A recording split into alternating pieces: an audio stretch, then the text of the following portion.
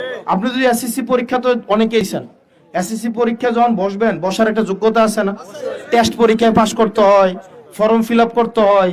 আপনি টেস্টও পাস করলেন না, ফর্ম ফিল আপও করলেন না, অন পরীক্ষা যদি দিতে যান, অন পরীক্ষা কি পরীক্ষা লইব?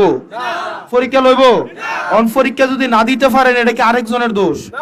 এটা কি আরেকজনের দোষ? কারণ আপনি টেস্টে ফেল করছেন, ফর্ম ফিল আপের টেয়াটা দিতে পারেন নাই, অন আরেকজন দেখাই দিছে ও ফর্ম ফিল আপের এডমিট কার্ড লইয়া পরীক্ষায় আয় নাই, অন যে দেখাই দিছে তার কি দোষ? দেখাই দেওয়ার দোষ? তো পরীক্ষা যদি দেওয়ানের ইচ্ছা থাকতো তাহলে টেস্ট পরীক্ষা ভালো করে দিতেন, এডমিট কার্ড পূরণ করতেন, ফর্ম ফিল আপের টেয়াটা দিয়ে দিতেন, তাইলেও তো দেখাইতে পারলো নইলে কেউ, ঠিক কিনা? আমরা রাজনীতি ঋণ খেলাপিদের জন্য কঠিন করে দিব।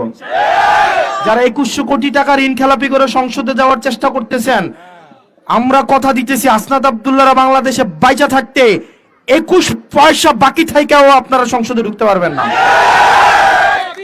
400 কোটি টাকা, 126 কোটি টাকা, এক দুইটা 126 কোটি টাকা দেখছেন না?